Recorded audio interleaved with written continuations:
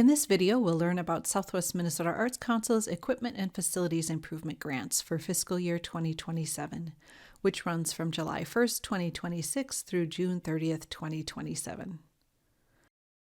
The purpose of our Equipment and Facilities Improvement Grants is to strengthen arts organizations' capacity to serve the arts needs of their communities. Grants are available for up to $10,000. And funding for those grants comes from Minnesota's Arts and Cultural Heritage or Legacy Fund. Applicant organizations need to be located in Southwest Minnesota Arts Council or SMOC's service area, which covers 18 counties and 2 tribal nations. These include Big Stone, Chanchayapi or Lower Sioux, Chippewa, Cottonwood, Jackson, Candy, Ojai, Lac-Qui-Parle, Lincoln, Lyon, McLeod, Meeker, Murray, Nobles, Pajutazizi or Upper Sioux, Pipestone, Redwood, Renville, Rock, Swift, and Yellow Medicine. We acknowledge that the Southwest Minnesota region occupies the traditional, ancestral, and contemporary lands of the Dakota people. Equipment and facilities improvement grants are mainly focused on 501c3 arts nonprofits.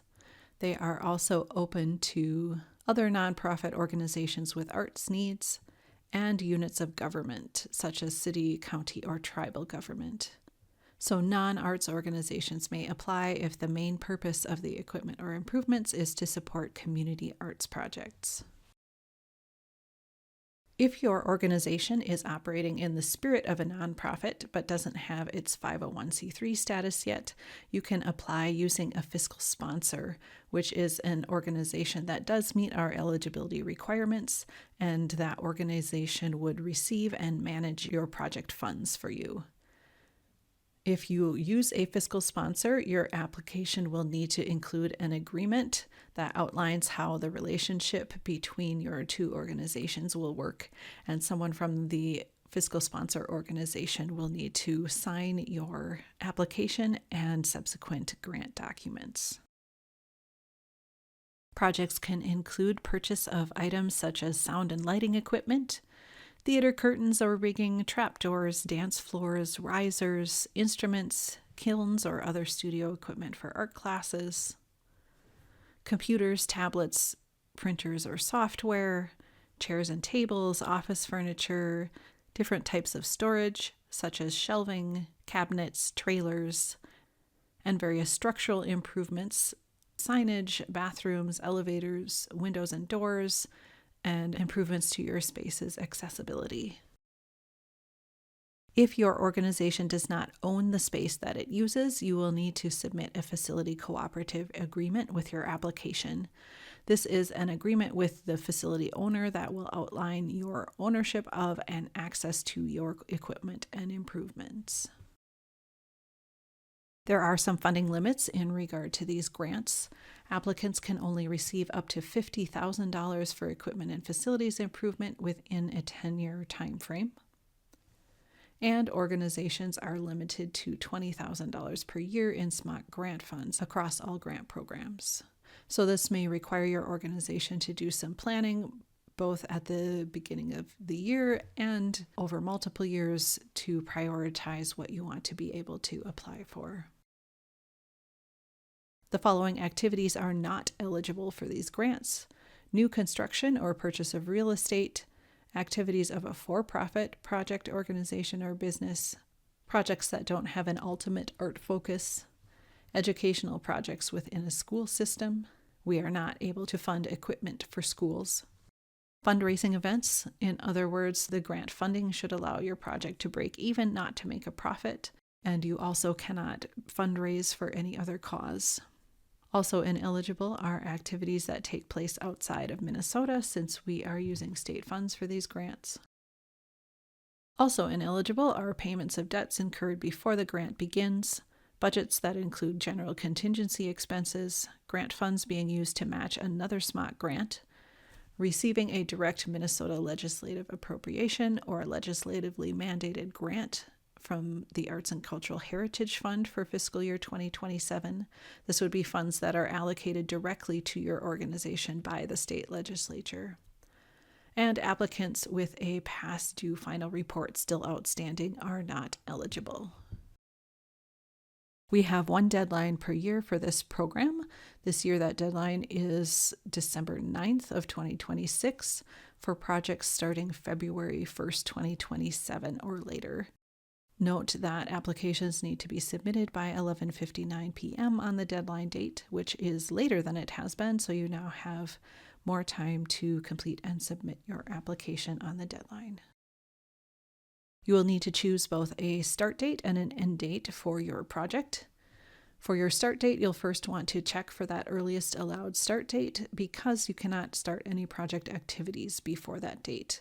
These activities can include things like ordering supplies, parts, or equipment, payments to contractors, any advertising about the project, etc. So in other words, you can't spend any funds before the start date. If there is something that you need to spend before that start date, such as a deposit on a contract, that amount cannot be included in your grant project budget. When choosing a project end date, make sure to give yourself plenty of time to both complete and evaluate the project.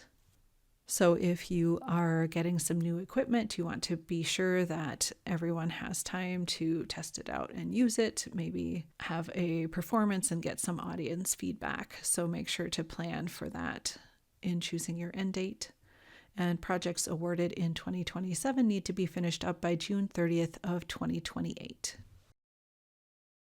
In preparing to fill out your application, these are the kinds of questions you'll need to answer and materials you'll need to gather. You will need a description of the proposed purchases or improvements and can optionally provide equipment specs, diagrams, or photos of the space you are going to be working in. You will need qualifications of your consultants or contractors, a project schedule, the facility cooperative agreement if you do not own your own space, and an itemized budget. You'll also need to include your proposed project outcomes and an evaluation plan, an organization summary and list of your board members, some information about how you make your arts programming choices and your organization strategies for reaching underserved and underrepresented communities, some additional demographic and organization data, and contact information for a project director and authorizing official. As you're working on your application, we suggest that you don't use AI to write your application for you. It's important that you write in your own words since you're the one that knows your project details, which are more important than your writing style. So you will need 2 individuals connected to your request. First is the project director, and that would be the person who's most directly responsible for the day-to-day activities of the project. And then your authorizing official would be someone who has authorizing power for your organization, like a president or treasurer. These roles need to be filled by 2 different people, and both of them will need to sign all of your grant documents, including the application. Here are the scoring criteria that our reviewers will be using to evaluate your application. They will be looking at the feasibility of the project, worth 15% of your score, the merit of your organization and artistic quality of its programs, worth 32% of your score, and the impact of the project on your organization, worth 53% of your score. In more detail, for feasibility of the project, reviewers will be looking to see whether you've made an appropriate choice of equipment or improvements for your situation, whether you have a reasonable timeline and budget, and if your personnel are capable and committed. For merit of the organization, reviewers will be looking to see whether your organization plays a role in community artistic development and receives community support, whether your projects and activities have high artistic merit, whether you enable the underserved or underrepresented to participate in your activities, whether you are making efforts toward ADA accessibility, and if you've provided evidence of the strength of your organization and governance. Finally, for impact on the organization, reviewers will look to see whether the project will strengthen your ability to provide high-quality arts activities, whether the project challenges and stretches your organization, if you have identified proposed changes to take place as a result of the project and have plans to measure or prove whether those changes have taken place.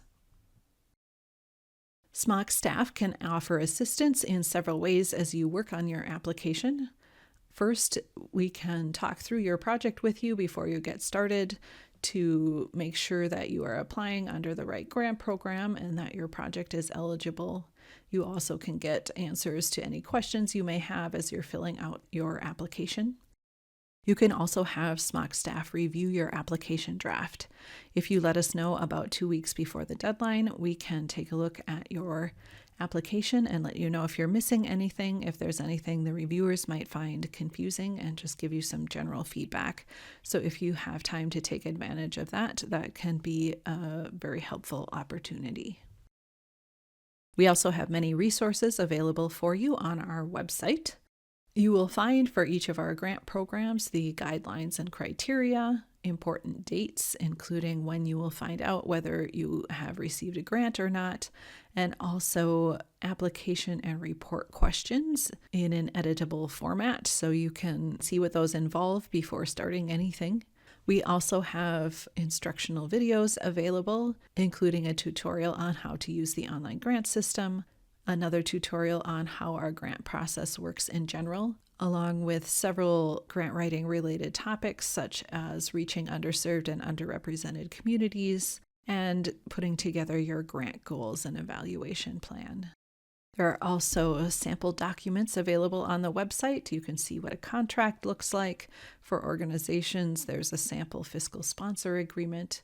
You'll also find the credit lines and logos that you may need to use in promoting your grant project.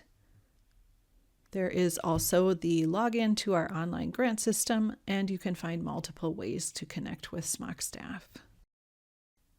If you have a smaller or more timely equipment or facilities need, you may want to look at our Quick Support for Organizations grant program, which provides organizations with more quickly accessible funds for small projects. Grants are available for up to $2,500 coming from the Minnesota Arts and Cultural Heritage or Legacy Fund, and deadlines are the first of the month, August 2026 through May 2027. Thanks for learning about Southwest Minnesota Arts Council's grants. Please contact us with any questions or visit our website for more information.